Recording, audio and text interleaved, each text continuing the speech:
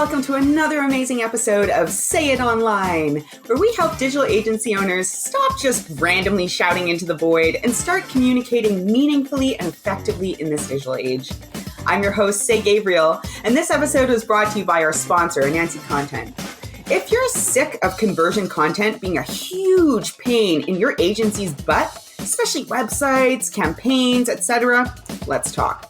With the smoothest content process ever, a team of unbelievably skilled and organized content strategists, and years of subcontracting experience, Anansi is looking to make your life as a digital agency owner unbelievably easier. Just head, if you're interested, to anansicontent.com, that's ANANSI content.com, and hit Let's Talk. And now, without further ado, here's our episode. Hello, and welcome to another awesome episode of Say It Online, the podcast where we help digital agency owners communicate awesomely and effectively in the digital era. My name's Say Gabriel. I am the founder of Anansi Content and your host here today. I am super excited to welcome to the show here today Sarah Olivieri from Pivotground. I have known Sarah a long time, and she is one of my favorite people. Welcome, Sarah. Oh, thank you, Say. It's such a pleasure to be here. Awesome. Honestly, we have so many great conversations. It is really exciting to be able to share some of the amazing wisdom that you share with me with other people. But before we get into that, why don't you take a few minutes to tell us a little bit about you personally, and then maybe an overview of your business. Sure. I am a digital agency owner. I am a mom, half-time single mom. You could call me. I have a son who's in kindergarten. I'm an avid sailor. I live in New York State, a little bit north of New York City. I've owned businesses of various sorts, but I really came to my current business through a journey of extreme intention, partly because I was getting older and partly because I was getting divorced at the same time as I was really starting the current version of my business. And that has really shaped pretty much everything I do now in my business because it is with such intention and clarity. So my business is called Pivotground. I'm like, oh, yes. Pivotground is a business consulting and marketing support agency for mostly human service nonprofits.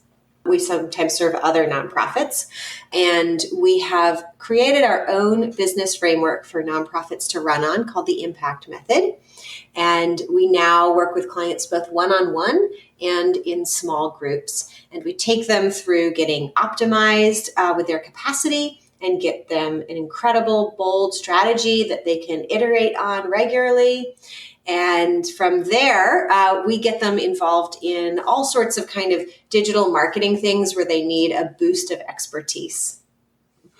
Awesome, and very well said. And I know we've been blessed to work with you on a few human service nonprofit projects, and it's really awesome to support these people who are doing such critical things in the world. But as you just mentioned, I know that capacity in particular can be a huge issue for these guys. So I'm curious, in dealing with these human service nonprofits, what are some of the communication issues that you've come up against over the years? Oh, it's been challenging, in talking to nonprofits and attracting nonprofits. We end up attracting in our communication a lot of other nonprofit consultants. This is probably not just true of nonprofits, but it's especially true of nonprofits that they're really blind to their own challenges, or when they see a potential solution, they're kind of blind to that solution might actually work. Whereas other consultants tend to be really attracted to what we're doing because they go, oh my God, that's totally going to fix this problem for this nonprofit. But the nonprofits are very focused on the mission that they're trying to deliver. So kind of stepping back and looking at how their organization is set up and designed and what the roles are and just the nature of their strategy feels not fun to them, not something that they're comfortable with. So, it's kind of like, selling the medicine that people don't think they want to take. Although the truth is once they become our clients or once we've convinced them to take the leap, like this is really a path to the process itself is fun and the results make running a nonprofit way more fun for people too. So that's presented a lot of communication challenges. There are many nonprofits in the United States and around the world. In some cases, it's kind of like saying, oh yeah, I work with businesses or small businesses. It's a very large category of people. So that's a broad audience. Okay. Yeah, that is a super broad audience. So I'm curious, with such a broad audience, and many of them, it sounds like perhaps at the kind of symptom or pain aware stage, as opposed to kind of fully aware of problems and being open to solutions. What are some of the things that you've done that have helped you, pinpoint who it is that you serve, and also how to kind of bridge that gap with them? Yeah, so for us, we put a lot of time and effort and experiments into this. And the answer to that really came from working on our sales process. The first thing we thought is that we were bad at sales, which I'm sure other agency owners might feel. But then what we realized that one of the problems we were struggling with is that our potential clients, nonprofits, they're bad at buying. So they don't have, like most companies have some sort of process by which they evaluate products and buy products, and they kind of make that final decision. And nonprofits typically don't, especially if they're spending a larger amount of money or it's a more complex solution. First, they approach this situation of buying something as like, oh man, we're about to throw money down the toilet. And so from there, most other businesses, like you can have this, there's this sense of making an investment and getting a return on it. So you can enter a sales conversation with like, I have something that's probably worth more to you than the money I'm going to charge you for it. Nonprofits in general don't have that thinking to begin with. So they're not going to, if we start reaching out to nonprofits being like, hey, we've got this thing, we think it's probably totally worth your time and money to invest in, and you're going to get a great return from it. And we got nothing. Nobody wanted to have that conversation. They're just like, oh, you're just trying to make us throw money down the toilet. And I'm sitting here, we're on audio, but I'm like reaching my hands out in front of me and crossing my fingers like, back away. So that didn't work. And I think you were around, like we had tried that kind of process on LinkedIn. Now LinkedIn is a little saturated with those conversations, but at the time, like it was working. And in fact, Say can tell you, we both basically tried the same process, but with our prospective audiences. We had almost identical types of communication. Yeah, we built it together during our accountability. Right. And did it work for you and your audience? Crazy well for us. Crazy well. We had to turn it off. We had too much distraction. Right. And for me, it was like crickets. No, like people were just like, go away. Yeah. And I've actually seen something similar with other people that I've coached through the process. It's been very polarized results that are very much linked to industry. Yeah. So we tried that. That didn't work. And then, so we started really digging into like, how do we make a sales process that works for nonprofits? The other thing that we found, and we're still working on solving this, is most business owners who you sell to, if you're selling to a business, they can just say, yes, I'm going to buy something. And that person who's saying yes is actually qualified to say yes.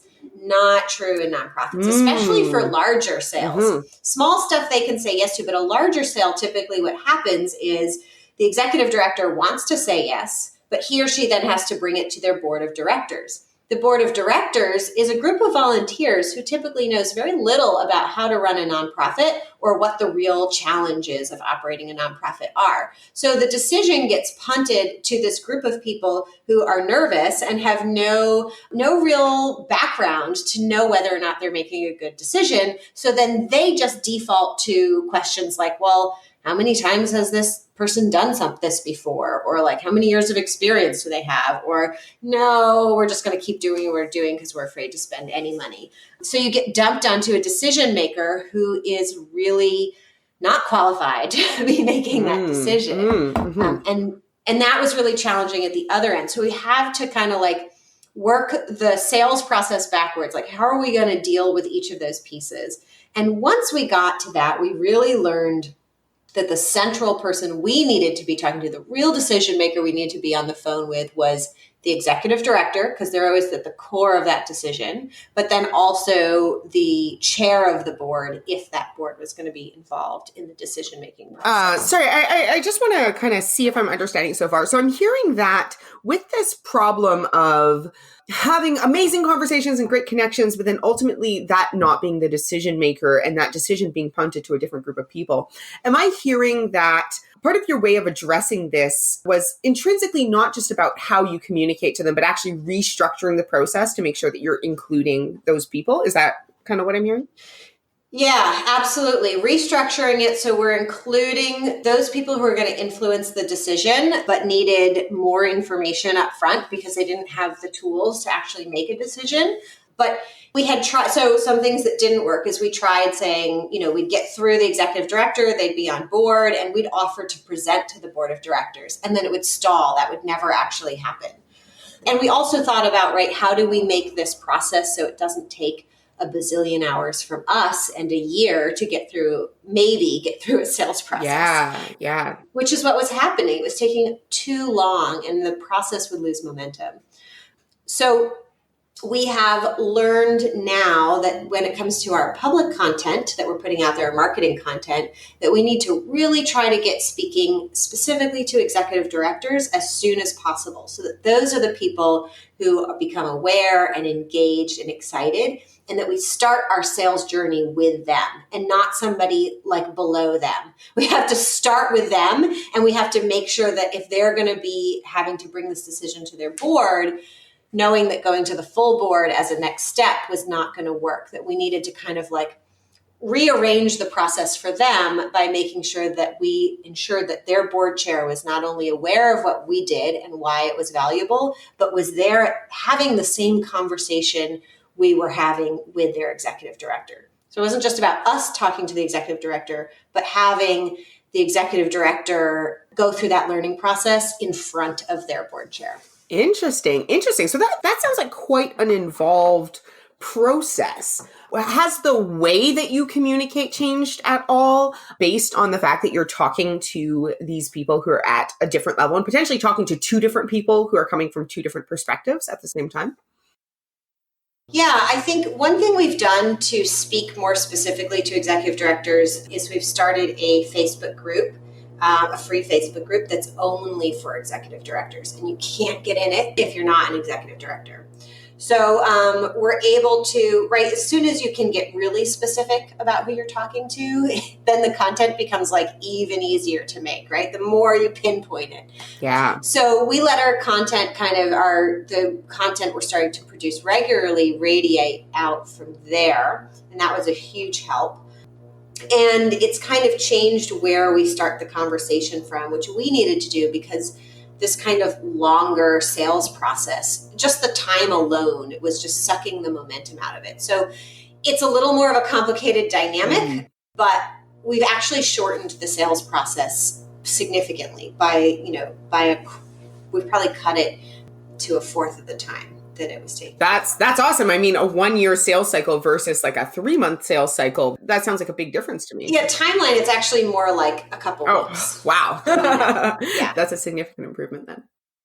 But content is a huge part of that, right? We had to get those executive directors ready, like really ready, so that we could accomplish in basically 1 or 2 calls a conversation with them and their board chair. And I think a crucial unlock was having a conversation with the executive director and then having a conversation with a board member or board chair. That didn't work. And we really learned that we needed that board chair. And this may be true for for-profits, right? You have a decision maker who isn't really qualified or isn't in the know. Like, we needed that board chair to have that learning experience of seeing the executive director vet us, essentially. Awesome. So I'm hearing kind of a gold nugget, as I still say, that using, potentially what I'm hearing was a problem, which was that you had this person who was ultimately making a decision who potentially wasn't qualified to make that decision, but ultimately it was kind of being shunted onto them without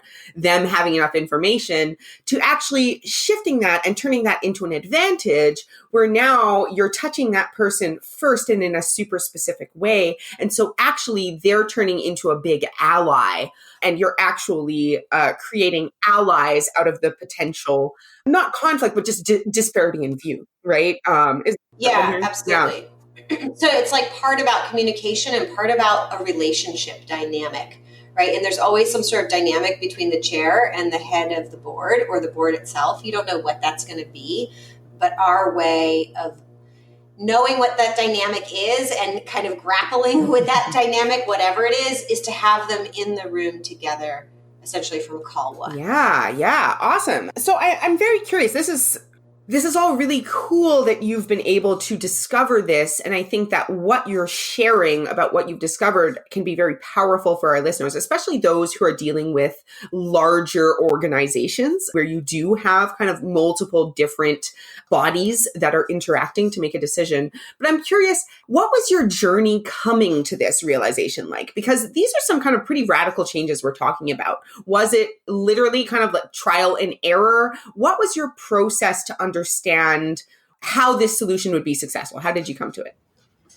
Long, painful, and ultimately we solved it with two things. One, I started reading about sales, really educating myself. And two, we started paying mentors to help us figure it out. And man, I mean, I talk about like figuring out your messaging and your sales process. Like that is an area you should totally spend money on in your business if it's not happening. And I think from the highest level, kind of the biggest change for me, which really started a couple of years ago, but I just sat down and said, time is no longer my friend, right? When we start our businesses, we're like, oh, I don't have money, but I have time. Mm-hmm. But I think the better I am at business, and if I were to like start a business from scratch all over again, I'd be like, I don't have time. Like, we're gonna scrap whatever money we can get together and use that money to go as fast as we can, because you have to experiment and try things, and it is so worth paying an expert to get you ahead. So we worked with you to get our website content done, and that was so helpful. And still, we weren't done kind of iterating. How do we talk about what we were doing? And we were changing at the same time, but we couldn't have known ourselves until our content was written for us, about us, but not by us. When you write your own content, you're lost. It's hard to even know what it says, even if it's good, because you're so like emotionally wrapped up in it. So yeah. I'm slow deep nod along with you right now. It's like, I guess if you go to a therapist or if you're talking to a friend and you hear yourself say something and then you're like, oh my God, I just said that. Like, I am totally out of line.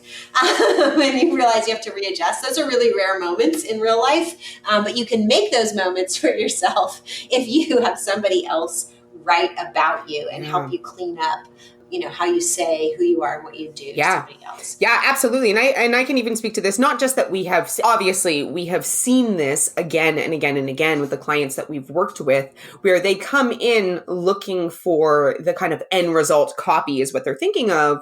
But the process that we go through to get there and the strategic documents that we produce on the way, the feedback that we get is actually quite frequently that part of the process was arguably more valuable for them, because while the words on the page exist now and they're out there and they're good, that kind of thinking process that takes you into a deeper understanding of your business and what you do by constraining it to a certain framework and explaining it to other people is extremely potent. And I'll even say, right before this interview, I was on a call with one of our strategists, Jazz.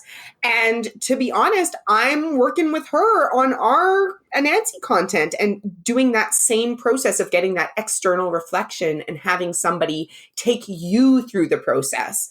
Even as a senior writer who's been doing it for 10 or 15 years, actually more than 15 years now, it's quite challenging to do it for yourself on your own. Yeah, you can't be your own therapist. Yeah. You can't it's just not a journey you can take yourself through with much. You're just not going to get the impact that you need from it. So that was definitely a big piece. And then another big unlock for us that came more recently was finally being able to produce regular content for ourselves just to start, not so much to build an audience. We started as like, we need to flex this content generating muscle, and it's the type of content where we have opinions about things. And that stuff, you can write about yourself. Once you have a base of core messaging where you say, this is who I am and what I do and why you should be interested in me. Once you're thinking about working with me, there's this whole other set of content, the kind of content you're going to put on a blog or on social media. And as a small company, really, that was like nerve-wracking. How are we going to make the time? And I think definitely we've implemented some systems and processes now, and we're about to take that to the next level. But first we were focusing on like, how can we just produce some kind of content with any consistency? And then it was like, can we put out content once a week? And then we did like a 30-day content challenge where we attempted to put out content 5 days a week. And now we're about to put out content 2 times a day, or at least daily, but we're working to 2 times a day. And so much of the secret to that was putting constraints on ourselves. Like it has to be a blog. This is our process. You just do it, you get it done with. And for our like social media content, a big unlock was we themed each week with a theme topic that we knew our audience would probably be interested in. And that was really helpful. Not so much for keeping things organized, but that constraint, you said adding constraints really can like unlock creativity and make things more doable. And it kind of gamifies it, So then we're like, okay, we're just going to throw a bunch of things in this topic and then, make little share opinions, share ideas. And so that was really helpful in getting that content out there, which leads to stirring the waters, having conversations. And when you have those conversations, you can really hone in what happens just before that sales conversation begins. And that is, just building that relationship with somebody. And that kind of was the unlock, right? So I had these nonprofits who didn't want to have that value conversation with me, which is essentially a sales conversation. And now just before that moment, we just build a relationship, but through like, whether we're chatting online or kind of commenting on a thread, or maybe we've exchanged some emails, and we can really kind of ease into like, oh, I like talking to this person. They like talking to me. Maybe now we can have that sales conversation. Yeah, I really like that analogy of kind of starting the conversation. But there's a few things that you just said that kind of jumped out at me that I think could be extremely valuable for our listeners. One that we've touched on a few times is, as we've said, constraint. And I want to maybe just take a quick moment to unpack that a little bit for those who aren't quite familiar with what we mean when we say constraint. What I'm hearing is that the idea of constraint is putting certain boundaries or limitations on your process of action that kind of forces you to take action in a specific way. So you were giving the example of, you challenged yourself to produce content on a certain, pulse. The constraint that you gave yourself there was, for examples of constraints you gave yourself might include the type of content, right? Like it has to be a blog post. You can't just, make a Facebook update and call it good. Or maybe vice versa, like maybe it can just be a quick little snippet. But also these idea of themes. And we have this idea that a constraint is something that makes it more difficult or more challenging. But I think some of the power of it is that kind of gamification thing you were talking about, which is that by adding that additional challenge, instead of looking at that blank page and being like, wow, I can write anything, you're like, oh, okay, this is a challenge to produce this type of piece on this type of thing. Is that kind of what I'm hearing? Am I understanding correct? Yeah, I think, the constraints are, exactly what you said and not what you first said. They weren't. Constraints don't make it harder. Yeah. Constraints make it easier. Constraints are the secret unlock that will release your creativity and make everything better and easier. And the more constraints, the better. So we started out with theming our weeks, and that was great. And then we added on top of theming. And so the theming was just like, so for example, we're like, this week's posts are going to be around financial leadership. For example, we did another week that was around automation, another week that was around time hacks, right? Mm-hmm. So we're like, so I sit down and be like, okay, I need a time hack something. Then we added on a layer of, we're going to have like We did like this day has to be this type of post, but once we had a selection of there are 5 types of posts we do. One is we share an article. One is like we state a strong opinion or we go against the grain in some way. That was taught to us as kill a sacred cow. That's not my favorite language for it, but it kind of like, you just say something controversial. One might be like share something that you did. And so we had this like drop down menu of 5 types of communication essentially. And so now it has to be a post that's about financial leadership and one of these 5 types of shares. And all of a sudden, like it makes it easier and easier. Like the ideas start coming like crazy. I sit down and I plan out probably 3 weeks worth of posts in maybe 20 minutes. Wow. And then they're mostly written. And we now have an assistant who just goes in and just cleans them up a bit and actually schedules the posts. Wow, that's really excellent. And thank you for elaborating on constraints. I know that we too, although we too, like many people, are in the process of getting our own ongoing content up and going. So busy doing it for others. But I really like that idea of different types of content to share on top of a weekly or monthly theme. We've leveraged that to great success as well, where it's like, maybe you have I like the idea of unpopular opinion or, as you said, kill a sacred cow, something that you did. We've also used things like things that make you think or inspirational moments or, something that brings in wellness into it. Yeah, I really would love that idea of not just constraints, but various types of constraints that kind of challenge you to produce more meaningful and also more consistent content. Consistency, I know, is quite important. I do want to point, there were 2 other things that you said that really jumped out at me that I wanted to potentially zero in on. One being this idea of just do it. This is something that I know has been super, super powerful for me as a perfectionist, but I really like how you said that, you didn't start out creating the perfect set of constraints and the perfect set of everything. It sounds like you started simple and continued to kind of expand or complicate as you went. And I really like that idea. And what kind of was that push that got you to just do it and stop, overthinking it or overplanning it? Yeah, I think instead of setting like a marketing goal at first, if you really the goal is to flex the muscle. The goal is to build the habit or the routine. And if you set that as your goal, then you kind of let yourself off the hook for other things, right? Until you're able to write a blog post or just post on social media once a week, you're not ready to worry about whether or not that post is good. Because an unpublished good post is going to get you nowhere. And a bunch of published bad posts, you can delete them later or they'll probably be better than you thought they were. And so set the goal of flexing the muscle first. And, it's one experience I had was I'm very comfortable like talking to people. And I thought that video would be like my path of least resistance. And I wouldn't blog. I would make a video. And if we needed it to be a blog, then we could get the transcript and someone else could turn it into a blog post. But in the end, and I think really it was partly because of my schedule. So there's this theme, right? Path of least resistance, whichever works for you to build the habit, do that. Like don't make it harder on yourself. Yeah. I ended up writing blog posts, which started coming to me early in the morning. I never ever thought I would do that. I was like, I'm not a writer. I don't like writing. Like it's like pulling teeth.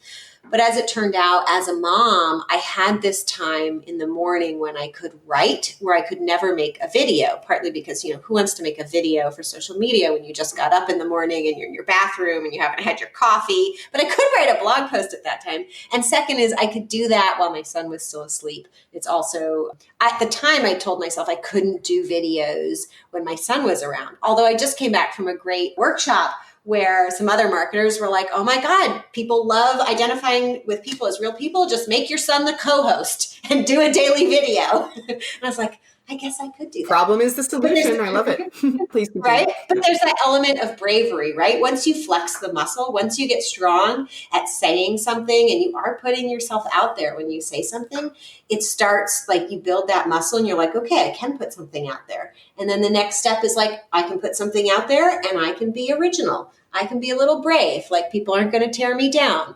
And then you're like, okay, I can be a little more brave, or I can start like banging on the walls and be like, yeah, this is what I have to say. And I'm going to keep saying it again and again and again. And it gets fun. But the initial challenge you have to get over is that emotional resistance. And once you get over that, you get all this extra capacity. All that time you spent worrying is now time you have to just produce. And that's essentially how, and then you get good at producing, and then you can produce even more because you're good at it. And so it takes you less time. So initially, like, it's going to take you a ton of time to consistently produce a small amount of content.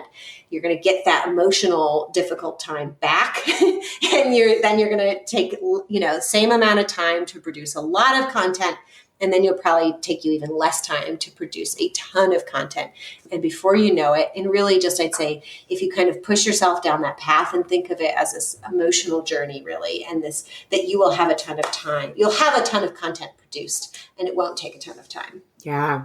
I think that's really, really valuable. Lots of gold in there. In particular, taking the path of least resistance, following the way you actually work and what's actually working for you instead of the way you wish or imagine or thought that you would work. And I actually had almost the flip experience where I come from a writing background. Writing and expressing myself through writing has been my bread and butter. I always thought blog posts, regular written content would be super easy. But because of my role within the company and my lifestyle, it's actually very, very challenging for me to lock myself away and get the amount of time that I need to really kind of invest myself in writing versus a video. Much to my surprise, I found that I have quite a history with presenting and being on video. I also don't have kids. So I can just hop on and make a video super easily. And so that was kind of my wake-up call, where I was getting up on my own case for so long about how, I should be writing, but I'm not writing, etc. And then it turned out that once I just gave myself permission to take the path of least resistance or a different path, that became a lot more successful. So I'm glad that you pointed that out. There's no shame. Yeah. And, just to kind of clarify something I said before, and from what you just said, like, it's okay to change, right? The constraints are there to make it easier. But if your theme is financial leadership and you have a great post about, getting stuff done in the day, by all means, like, it's not going to, it's helpful to be consistent, but just posting every day is great. So just do that. Like, and if you find that, I'm actually just shifting from writing to video production, because I think what I realized was I needed to get more comfortable with really putting myself out there before I was ready to do video. And I've just become that comfortable. And now I think video will be easier for me. Excellent. So it's okay to change. If you said you're going to do blog and then you're like, man, video is easier, fine. And you can turn a video into a blog post super easy. Yes. That's the other thing, is that by leveraging what you are good at, or even just what you get done, is what I'm hearing from you, Sarah, is that it's the most important to kind of flex that routine or flex that habit muscle. And, you can start there, and then you can potentially shift the media format, like post-production, or you can kind of shift your strategy a little bit. What I'm hearing from you is that it's important to just start and get going. Yeah, absolutely. Just flex the muscle. Yeah. Start churn. To me, I think of it in my head as churning the water. So, I'm just starting a little twirl, and then I'm churning bigger and bigger, and I'm like, this is fun. I'm going to splash all over the place. I like that. And I also like that, and I think this goes along with the splash all over the place, what you said, which is that, you need to know you can do it before you worry too much about it, whether it's super, super good. I know people come to us and they're like, hey, can you write, 3 blog posts or something for us? And we're like, well, 3 blog posts, and then other questions come up, like, why only the 3? A lot of the time, we actually encourage people, if they're not committed to, professional copy as a habit in the long term, but that's what their strategy is, we'll kind of say the same thing, like, just get going. We can help you with the strategy or something to orient yourself, but just get going. But I'm getting lost in my own train of thought. There was something that you said that I really wanted to zero in on. Oh, yes. It was the idea of making a splash. You mentioned that as you got more comfortable with producing copy, you've become more comfortable with, having a differing opinion or standing against something in the status quo. Can you unpack that a little bit more for us? Why is that important for you? And What has that kind of journey looked like for you?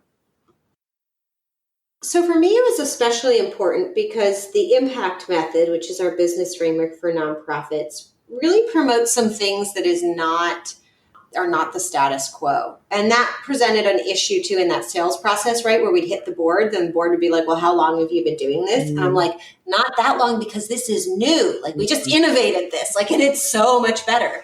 And just because some things that are new don't work, but other things that are new really do work, and they're there for a reason, because they solved a problem.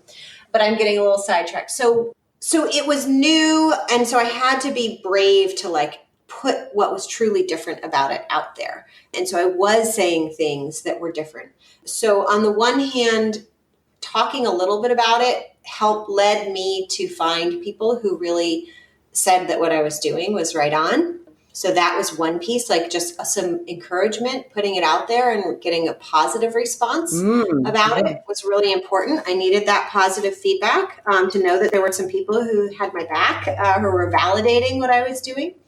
So that was really key. That really happened because I started going on other people's podcasts, people who are doing nonprofit leadership podcasts. And I met a lot of people who are like, wow, like they understood. Again, that went back to, right, the consultants were really into what I was doing. And so once I had like a team of consultants being like, you're doing the right thing, I felt much braver about going out there and saying what I was doing. But also just the more I talked about what I was doing, the better I became at talking about things. I really listen to myself when I talk. Other people benefit by going back and watching recordings of themselves. Sometimes I do that, but I really am able to kind of take this dual role in my head, and I listen to myself and I go, oh, like, wow, you said that in a new way. And that was really much clearer. And I started realizing that while I was talking on kind of like different topics, I was starting to hone in on kind of my signature message, if you will. Yeah. And I couldn't have gotten there without, that's a process of iteration, right? Whether I was making the content or working with somebody else making the content, you have to say it a few times, a bunch of times before you get really good at saying it. And you can't, you can't get to the next level if you didn't say it in the first place. Like, you have to say it, and then you have to say it again and again and again. And I think there's a real process of iteration. So it's not just like putting out content again and again. It's each time you put it out becomes the stepping stone for the next time you put it out. Yeah, absolutely. I know that we've all heard that saying that we need to hear something 6 or 7 times before it can truly cement in. But I really like this emphasis that you're giving us on. It's important to not just say the same thing over and over again, but to acknowledge that through saying it over and over again, you can actually get a clearer and deeper understanding of what it is that you're trying to convey. I know this concept of iteration is something that we both love and talk about a lot and use in our businesses a lot. Can you unpack a little bit more how iteration affects different elements, not just the ongoing content, but different elements of your approach and communication around it? Iteration affects everything. It's one of the core values of Pivotground, and I do a lot of thinking around why iteration works. So this might answer your question, but kind of at a really large scale. So the reason why iteration works is because the largest influencer, the thing that causes us to have success, the number one factor in finding success is luck. And there's some great work that's been done by a famous behavioral economist who wrote Thinking Fast and Slow. He talks about this, like the role that chance plays in, predicting what's going to happen is extremely large. So our ability to predict and make something happen is actually relatively small. We tend to focus on that because it's in our control. I'm also a big fan of a book called The Black Swan, which talks about, he kind of goes into that these chance things that we never expected end up being the greatest influencers on our lives and in world history. So if you take those two things together, what that says is that the more you take a risk, the more times you iterate, the more opportunities you expose yourself to receive one of those moments of chance that gives you what you need. So it's not so much that, yes, the doing it makes it better, and repetition makes you more refined and better at it. But ultimately, iteration works because it exposes you to more opportunity for luck. Wow, that and I feel like we could start this whole interview all over again and go into that because that's maybe not radical, but definitely different from the way I hear a lot of people talk about iteration. And what I'm hearing from you is not that the practice of repeating and, improving and innovating and experiencing failure and et cetera is not important, but that actually there's also a contextual element to this.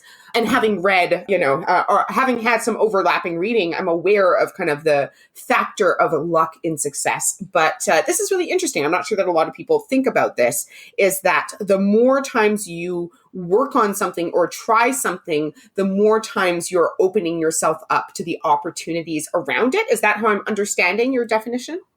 Yeah, absolutely. And I think that is partly why it doesn't matter so much. Like, you think if your content is bad and you're stressing over making it good at first, it's not just that you can delete it.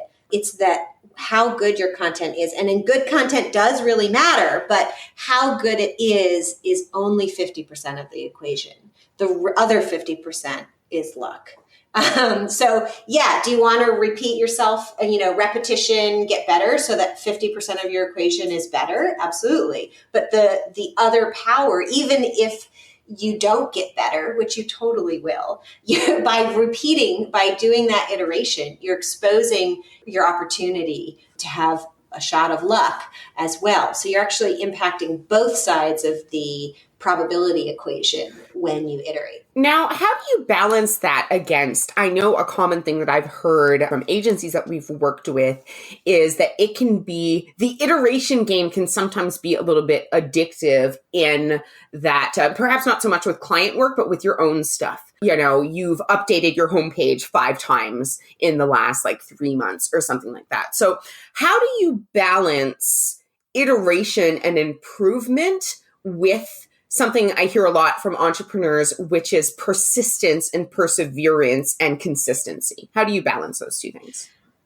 Well, I think, iteration, as it hones us, makes us more stable, is about refining. So it's not about completely changing directions. It's not necessarily about, you might rewrite your content, but it shouldn't be like a complete redo. It should be the next level forward, the next level of refinement. So if you're just changing directions all the time, you're probably not iterating. And you may be exposing yourself to more opportunities for luck, but you're only affecting then one side of the equation. So you have to continue to refine, to hone in on what it is that you've really been doing. And there's a lot that goes into that as a business owner. So it might be that you've refined your products, or you've refined the way you talk about them, or you defined your products in one way because that's how they made sense to you, but your clients think about them in another way. Same product, just a different way of describing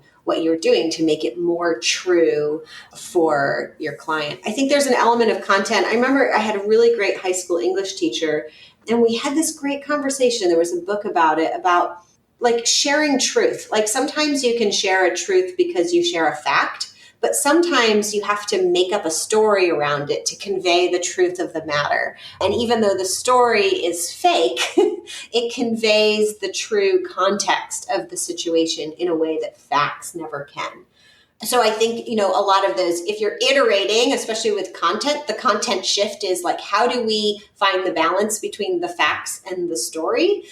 And that's good iteration. If you're just we're just going to go in a totally different direction, that's not going to refine who you are. That's not discovering the true center of who your business is and who you are representing it. So I'm hearing that there does have to be some cohesiveness, something that's holding your iterations together, like a common goal. All of your iterations are moving in the same direction of a common goal, or in the example that you gave of, kind of more of the kind of fact-based versus like story and emotional side of things, they too need to be telling the same story in different ways or from different aspects, as opposed to just kind of shifting that direction or shifting that goal each time. Is that kind of what I'm hearing? Yeah, I think it's a process of revealing who your business is, as opposed to a process of changing what your business is. I really, really like that. I think that's a really nice and succinct way to say that. Awesome. Well, as we are kind of coming to the end of our time here, I'd love to just know, what is kind of one thing that's really exciting you about Pivotground today, or what vision do you have that you're working towards that you feel really stoked about right now? We've just started working with nonprofits in small groups, and that is really exciting to me because it's allowing us to scale the number of people who we serve. And we clarified our mission, talking about messages this year. Again, this was an iteration, not a change. And we clarified our mission to be that our mission before was something like we wanted to serve a certain number of nonprofits and support them for a certain amount of time. And our new mission is to change the status quo for nonprofits to be organized, optimized, and thriving. And right now, the status quo, like the accepted norm, is that they are messy and chaotic and overwhelming and will always be that way. And we don't believe that's true. So having that really clear mission really boosted my desire to be able, it's like, we're not going to achieve that mission serving 5 to 10 clients at a time. We need to be serving like a lot more clients. We need to have a way of getting what we're doing out there. So our first step is serving groups of clients at once, which is really exciting. And our next step will be training other consultants in the impact method. So kind of just I really believe in our mission. I think, talk about refining your message. It wasn't until this most recent version of the mission that I believed in it. It felt so right that I felt I could be brave and shout it and just really say that the current status quo is not okay. And we're not going to stand for it. And I feel really passionate about that. And that has really driven me forward and given me a lot of excitement this year. Awesome. Well, thank you for sharing. I'm really excited to see the future of the impact method, which I've been blessed to see almost from its very infancy grow into this really exciting model. And coming from a nonprofit background myself, I can definitely agree that the status quo is not the way it has to be. And it's really exciting that you guys are spearheading this shift. And I do just want to even draw a little bit of attention to how you are feeling more clear and more brave, but in some ways your mission, I think the word elevated is overused, but it has become more ambitious and larger scale, and I think that I would love to see more organizations, businesses, and nonprofits alike. I think nonprofits tend to go for that bigger vision, and maybe sometimes, as you've kind of said quite a bit of, it's more in the capacity or the execution that they need more support. But I see a lot in businesses and organizations that are for profit who are actually doing this amazing work already, but they feel shy to set these larger messaging or larger vision goals, even though that might be secretly what's hiding in their heart. Yeah, absolutely. Yeah. Go out and be brave, organizations, like set a bold mission. Yes. That is wonderful.